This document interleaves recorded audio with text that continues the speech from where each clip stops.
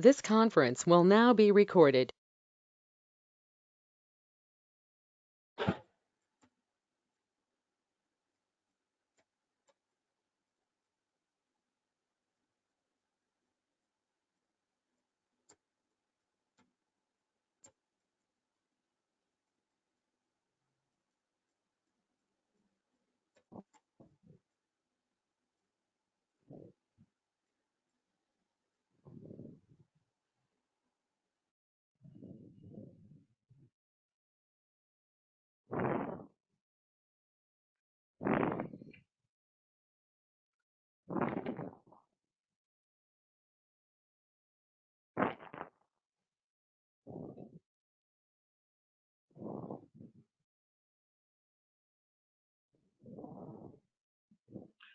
So, good evening, everyone. Today we'll start a new chapter, that is electromagnetic wave. So, this electromagnetic wave is a combination of electric field and magnetic field. Okay, but in the very beginning, it was not known. What was known, like if I ask you what you know about electric and magnetic field, maybe you will be able to say a few points like this. An electric current produces a magnetic field. Time varying magnetic field can produce electric field. That means current carrying wire, it we have seen from Oersted Oersted's demonstration, okay, that current carrying wire can create a magnetic field around it. And time varying magnetic field, in the induction chapter we have seen time varying magnetic field will create time varying magnetic flux B, which is time varying. And if you take the time derivative of this, then you get EMF, or you'll get electric field from there. Okay, minus d phi by dt. So this we have, what we have learned, that time varying magnetic field creates electric field. Now the valuable question is, can electric field varying with time produce a magnetic field? So this is the valuable question.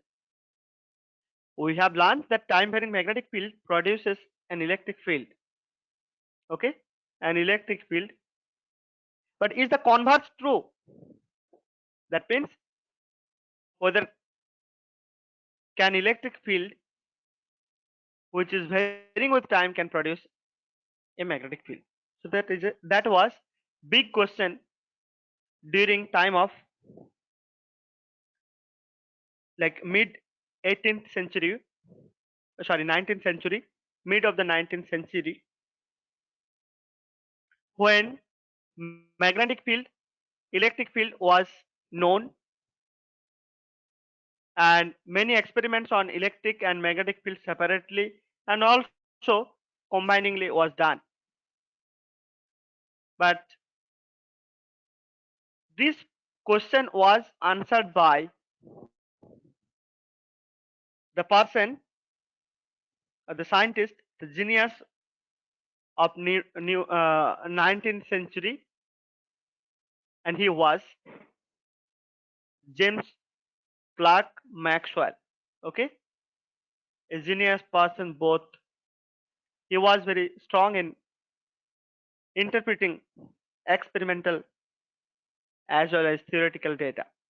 Okay, so he argued from the symmetric consideration that if time varying magnetic field produces an electric field, there must be a situation where an electric field varying with time can produce a magnetic field. So he argued that, and he was able to prove also this thing, that time varying magnetic field, sorry, time varying electric field can create magnetic field. So he put forward four equations together One is Gauss's law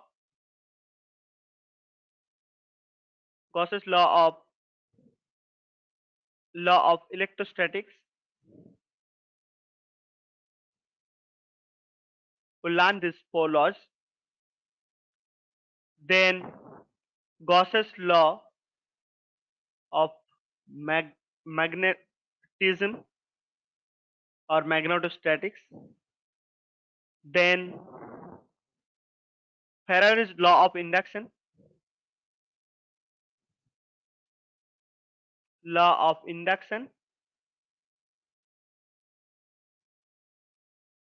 and Ampere's circuital law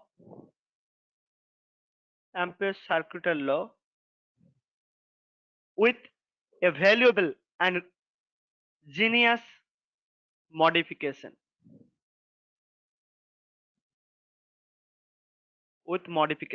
Okay.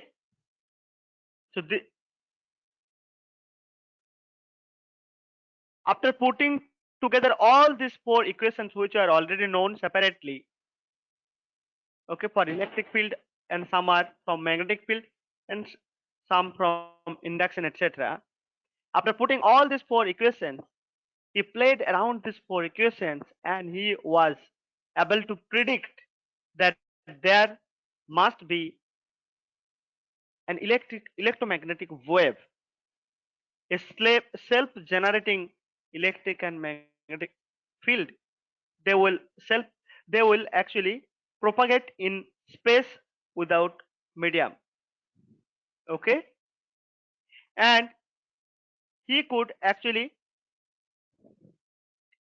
he put together all the four equations which are known as the famous Maxwell's equations. By using those equations, the classical electromagnetic theory has been developed by Maxwell. And from there, he was able to formulate, by the mathematical formulation, he could predict the existence of electromagnetic wave, and from his mathematical formulation, he could establish the fact that the light is an electromagnetic wave, because in his wave equation, with the mathematical formulation of wave equations, with these four equations, Maxwell's equations, he could arrive to a situation where he was getting the velocity of wave in excuse me, in free space as epsilon 0 mu 0, and the value of this is nearly 3 into 10 to the power 8 meter per second. And from the experiments also, it was seen that in free space the speed of light is c, or which is given by 3 into 10 8 3 into 10 to the power 8 meter per second. And from there he could predict that, or he could establish the fact that light is an electromagnetic wave, because it has speed in the vacuum or free space 3 into 8 meter per 3 into 10 to the power 8 meter per second. Okay, so this is brief history of electromagnetic wave. We'll learn here in this chapter what is electromagnetic wave, EM wave. Okay, and basically what is the source of EM wave. Okay, EM wave, how to produce various ranges of EM wave, and what are the applications of various EM wave. So we'll see in our day-to-day life, we can't even spend a day without the use of electromagnetic wave nowadays. See, the whole wireless communication system, mobile phone, radio, television, etc., Wi-Fi, everything is actually using this electromagnetic wave. Okay, basically the radio wave. And this is microwave oven, which is using microwave for cooking, faster cooking. And see, this is X-ray, which is also like a part of electromagnetic wave. Okay, so electromagnetic wave, this you can see the visible range of visible. This is the visible range of electromagnetic wave, which is actually called light, EM wave, which is called light.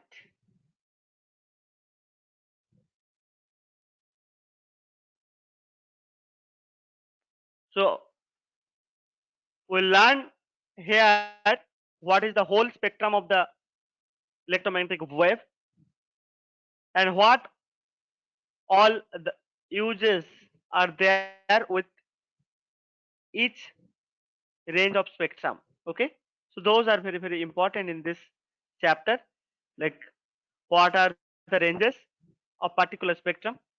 This is a visible spectrum, which is 400 to 700 nanometer in this range of wavelength. And we have radio wave, microwave, infrared, ultraviolet ray, X-ray, gamma ray, with increasing frequency and decreasing wavelength, as you can see from this figure. So these are the things which we are going to learn, and we learn how we use this electromagnetic spectrum in wide variety in our life nowadays. Okay, in the medical, in the communication system, everywhere we use this electromagnetic wave in our modern technology. Okay, so just to start with this chapter, we'll start with Maxwell's corrections to the Ampere circuital law. So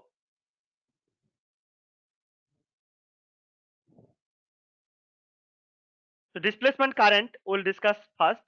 So this was actually given by Maxwell, displacement current, and it is to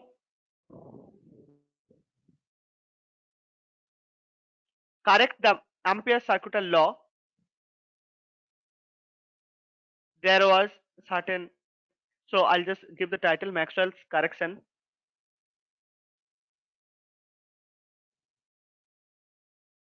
of Ampere's circuital law.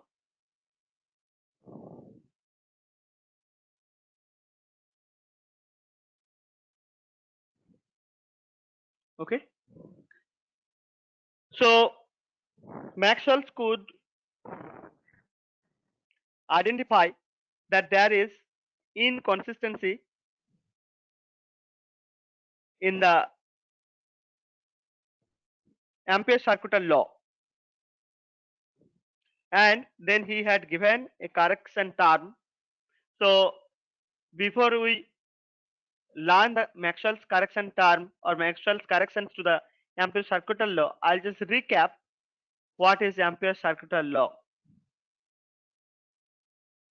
You might have forgotten Ampere circuital law now.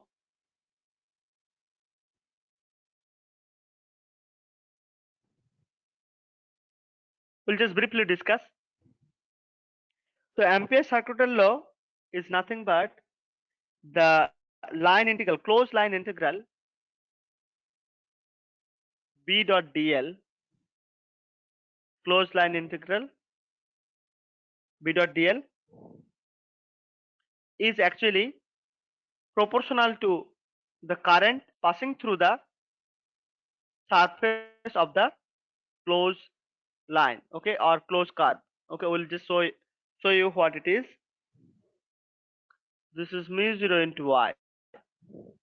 Suppose I have an wire, like a wire which is carrying current I. If I want to calculate magnetic field at any distance, like any point over here, suppose this is at r distance away from the wire. If I want to calculate magnetic field over here, we can use Ampere's circuital law. And so how to calculate the magnetic field at this point P due to this current carrying wire? So what you have to do, you have to first consider the Amperian loop or a closed path through this point P, and this closed path, actually this is a closed surface, we can say, or this closed curve is actually holding a surface that is actually perpendicular to the plane of that surface, is perpendicular to the wire. That means the current is passing through the surface enclosed by this closed curve. Okay, and this closed curve is called, actually this is circular in this case, it is called Amperian loop. Amperian loop. Okay, this closed loop is called Amperian loop. Now in this case you should look few points over here. So the magnetic field, direction of the magnetic field will be actually tangent. If I think this point tangent to the Amperian loop at every point, it will be like this, and it will be in the direction, along the direction. So these two are actually parallel to each other. B and DL always parallel to each other, and since it has a cylindrical symmetry, the magnetic field is constant everywhere on this Amperian loop, every point on this Amperian loop or closed curve. So we can just simplify this as B, and DL can be there in the integration in yeah. So and then it will be mu 0 into I, and if it is a circular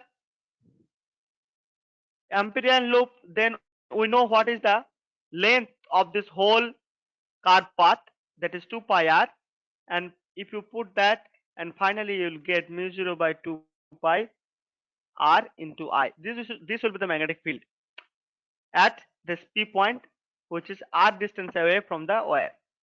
So this is what we have learned.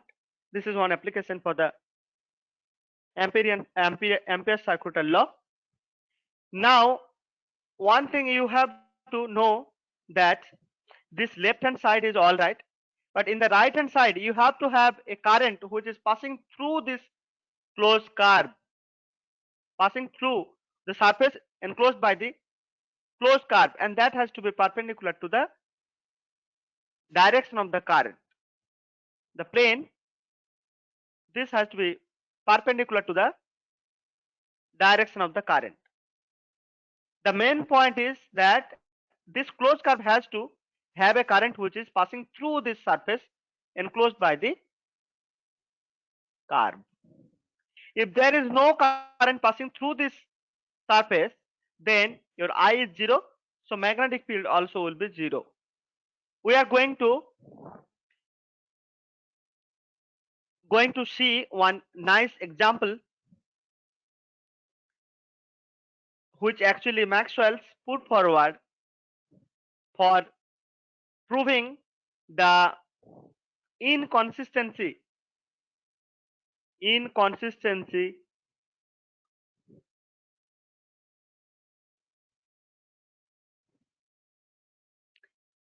the Ampere's circuital law. Ampere's circuital law. Okay, circuital law. So let us see how he could understand there is an inconsistency in the Ampere's circuital law.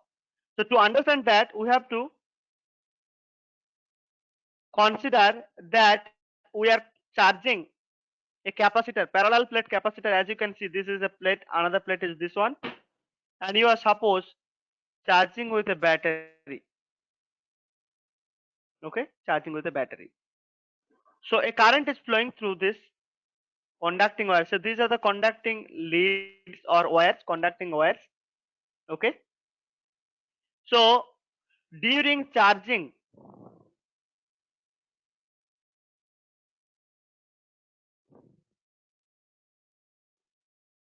the current through the circuit, current in the circuit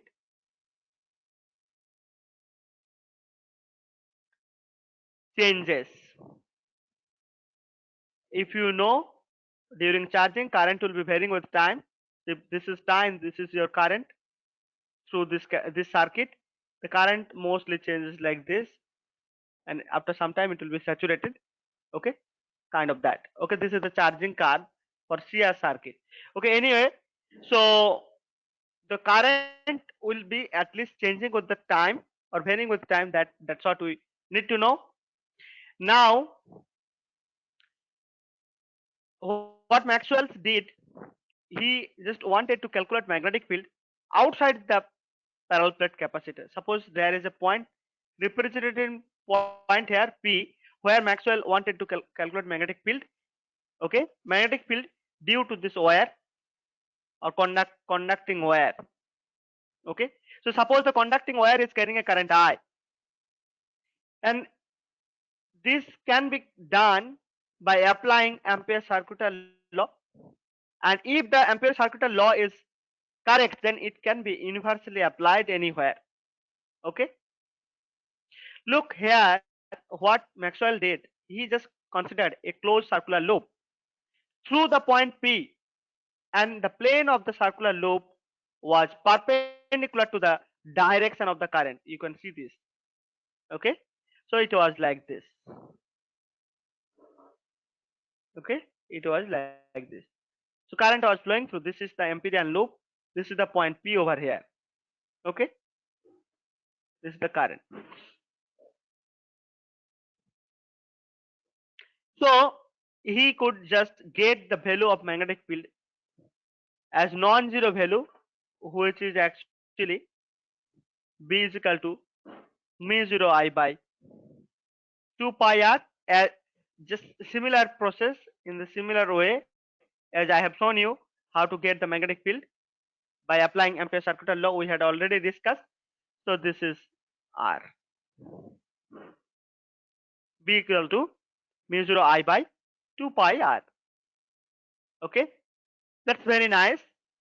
Now what he had done, so we have got this configuration where we get magnetic field non-zero. So and we can write, even in this case, if this is R, so we can write mu 0 I by 2 pi r.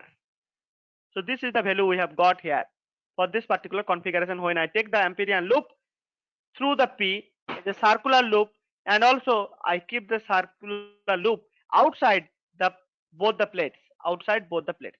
Now if I consider another Amperian loop, look like a pot. So this is like a pot. So I can write pot like Amperian loop.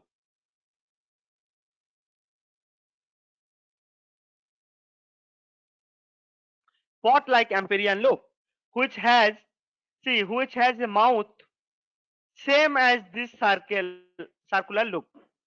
The same thing here. Okay, now look, in this case, if I see, in this case you have to remember that it has two surfaces.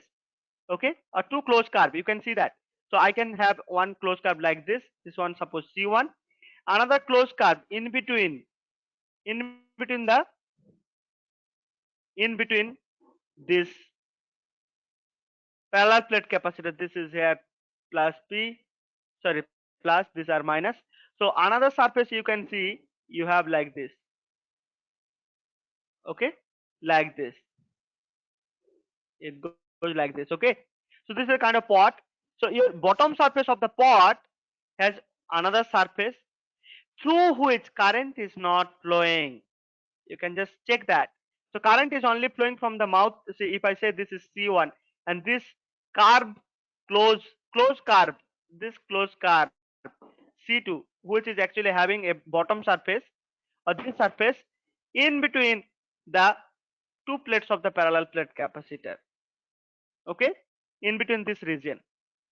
Now, if I calculate the magnetic field at P due to the same current which is flowing through the circuit, okay, if I apply Ampere's circuital law for C1 loop and C2 loop, what you get? Look, through C1, current I1 is actually passing through. So I'll get non-zero value of magnetic field. If you agree with me, then it is alright. If not, then I'll explain once again. See what I am doing in this second figure B. In this figure, I have taken pot-like Amperian loop, which has the mouth, circular mouth, as the same circular Amperian loop which was drawn earlier here in the figure A. Okay. Now what we have here, we have two surfaces or two closed curves which is holding a surface. So one is C2 closed curve, another one is C1. C1 is the mouth part which is outside the parallel plate capacitor. Okay. And C2 is the closed curve which is holding a surface as well. And this pot like, so the bottom part of pot like this circuit or closed curve or Amperian loop, this part is actually in between these two parallel plate capacitor. Okay, two parallel plates of the capacitor. Okay. Now if I calculate the magnetic field at B due to this particular surface C2, okay, B dot like C2 B dot dl will be given as 0, because see here I is 0. You look what is the current flowing through this. Okay, up to outside it is up to here. This current is up to here. Just it enters, there is no current, right? So through this particular this line or closed curve, what will be the magnetic field due to this current carrying due to this current carried by the wire? Okay, I'll just put the question very simple. What we have seen here, B is non-zero. We have seen that. But now in pot like thing, I have two surfaces C1 and suppose this is C2. So magnetic field through C1, okay, through C1, or if we calculate through C1, because this is outside the parallel plate capacitor, you will get current over here. Okay, then you get magnetic field mu 0 I by 2 pi r. Okay, but if you use B C2 loop like Ampere circuital loop and apply the Ampere circuital law for the C2 loop, here it will be magnetic field will be 0, because see the current is not passing through. You have to have your Amperian loop through which your current passes. So in this case, the bottom part of this pot like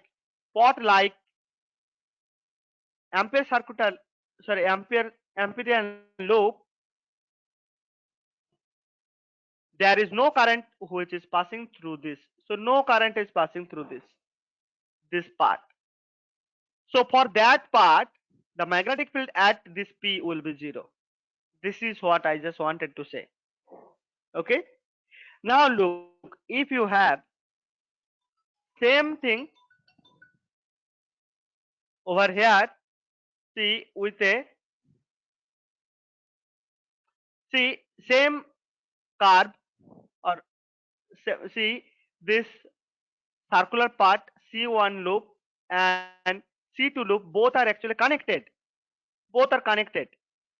And I am calculating magnetic field at the same point P through which the C2 also passing and C1 also is passing. C2 is like, see, from here, it start from here like this, it goes through a space region, like region or region in between the parallel plate capacitor, then this way, like this it is going. But magnetic field is not, sorry, current is not passing through this surface enclosed by this closed curve.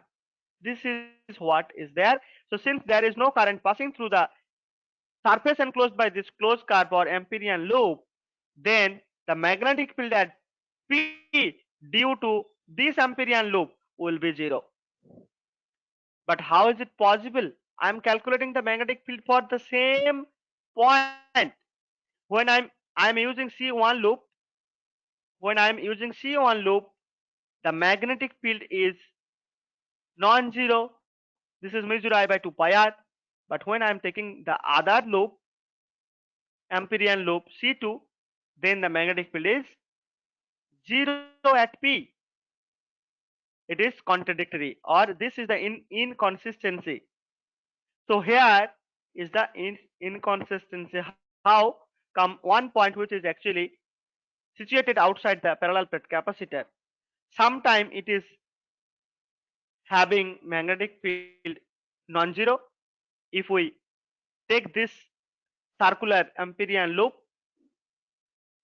and when we take Amperian loop C2 to calculate the magnetic field at P, that time we are getting 0 magnetic field. So it is not possible. There may be some thing which we are missing over here. So Maxwell was the person who first time gave that missing link. What is this missing link? We'll just learn here. Look another figure. Look another figure. So this we are actually charging of parallel plate capacitor we had already learned in the electrostatic context. So in this case, so we might be little bit thorough about charging, etc. I hope. So let us see. Now you look another tiffin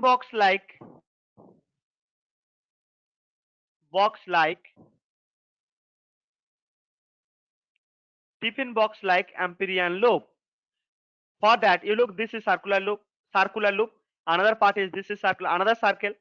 So what he is doing actually now, another circle inside, okay, and one more circle here. So current is passing through this, but inside, see, current up to here, these are conducting leads or wires. So with the battery,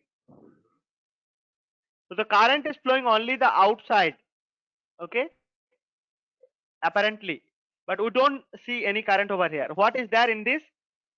In this region you have uniform electric field. You can see something is passing through this, otherwise how come current will conduct? So that is the electric field which is passing through the surface, which is kept inside the region of parallel plate capacitor. So between the parallel plate capacitor you have a surface now, or closed curve now, through which current, directly this current, the current which is passing through the outer leads of the circuit is not passing through that directly, but what is passing through this surface is the uniform electric field. And in this case, during the charging, since the current is changing, and also the charges are actually varying on both the plates, so electric field also will be time varying electric field over here, okay, during the charging session. So time varying electric field, okay, and Maxwell predicted that magnetic field cannot be zero for an Amperian loop which is inside the region between the parallel plate capacitor. So that is ambiguous. To remove the ambiguity, he suggests that there must be a current. There must be a current which is passing through this surface, or this, okay, this surface may be produced. That current may be produced by varying electric field, and which can create the same amount of magnetic field at this point P. So what is the assumption or the prediction he had made?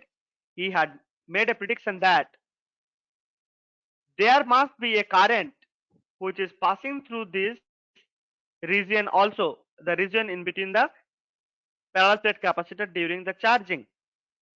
Okay, and that current is not due to the conduction electron or drifting of electrons, that must be created by varying electric field. Okay, varying electric time varying electric field, and obviously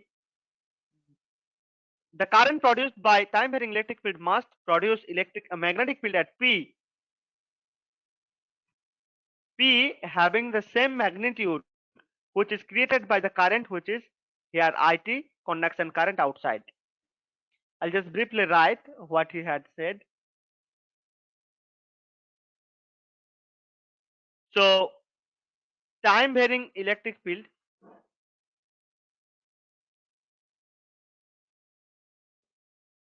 E can produce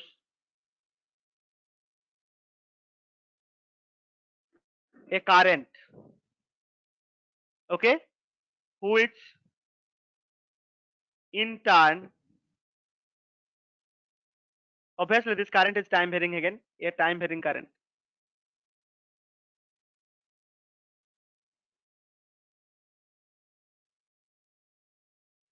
Okay, so which in turn produces magnetic field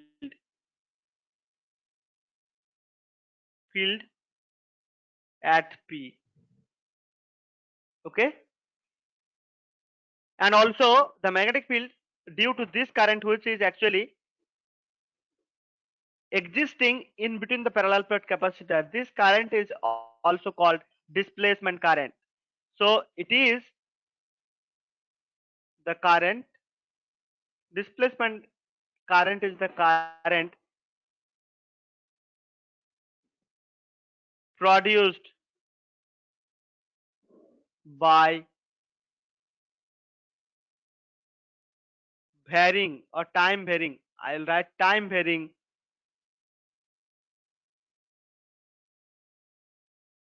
electric field. Okay, electric field.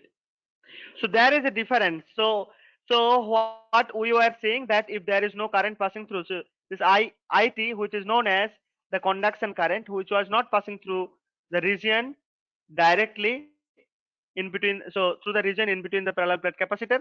So we are thinking, or Maxwell had actually predicted that or established that there must be a current which is passing through this region also, region between parallel plate capacitor. Okay, and that current can be produced by varying time varying electric field, not the origin. So it is not originated by conduction electrons or drift of conduction electrons. Okay, so this current is called displacement current and given a name. So this is ID, let us see ID.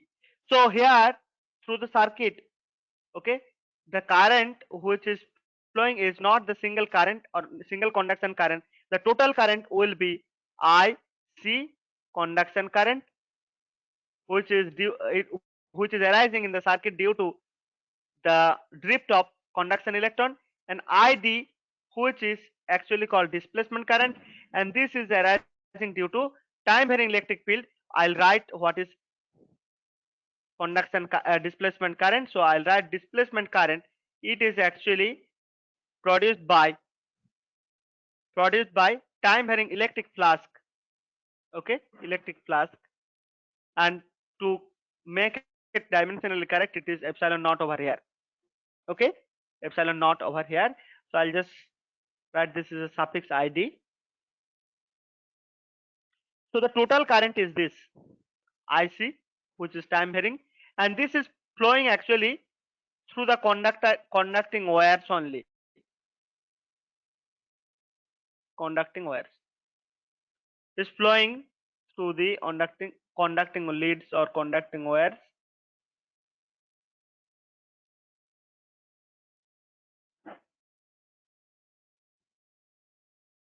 Okay, and this is the current which is created by time varying electric flask or electric field.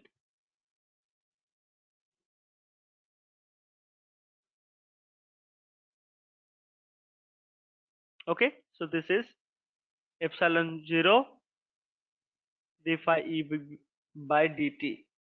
So the phi e means electric flask. Okay, so we know, I'll just go to the next page.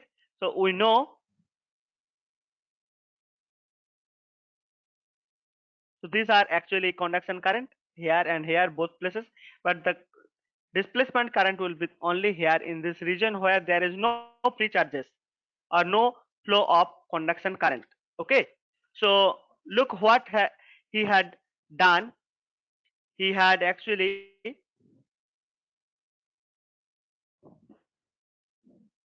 sorry, this is negative plate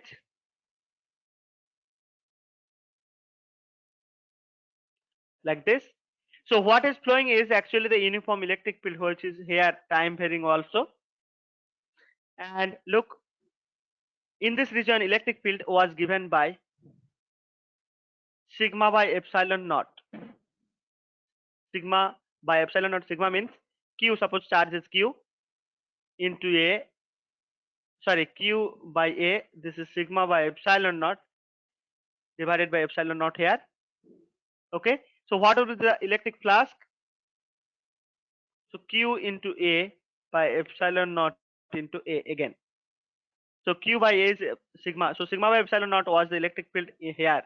Okay, so then a goes, so you get here dq, sorry, q by epsilon naught. If you want to calculate, so we have defined that displacement current is actually epsilon naught into d phi e by dt.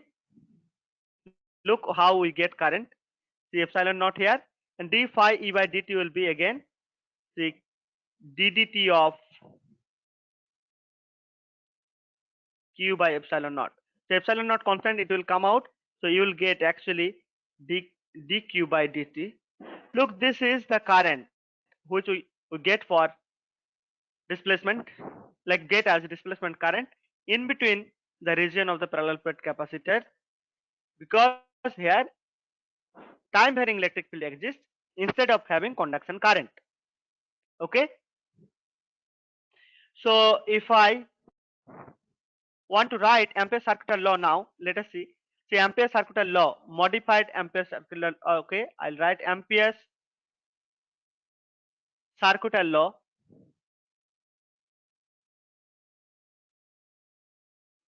modified by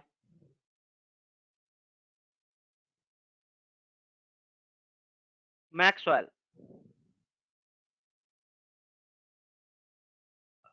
That is given by, see we know B dot dl closed loop integral path integral.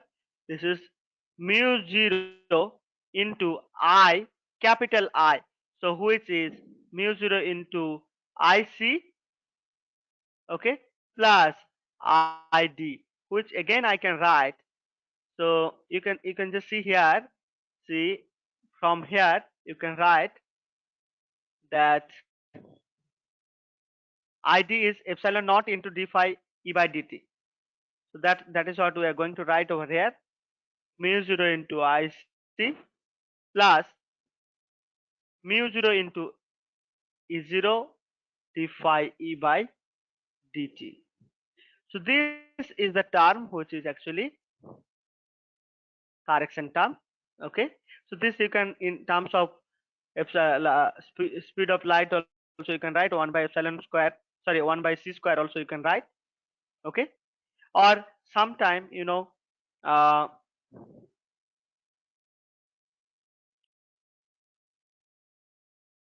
okay, so this is the thing over here. So this is the term Maxwell's correction term, and this you know already. This is due to the conduction current. So you know when you apply Ampere's circuital law outside, the whole conduction current will be taking care of creating the magnetic field over here. When you take your Amperian loop over here, so that time this conduction current which will create same magnitude of magnetic field over here, magnetic field of same magnitude over here, and you get the consistent result.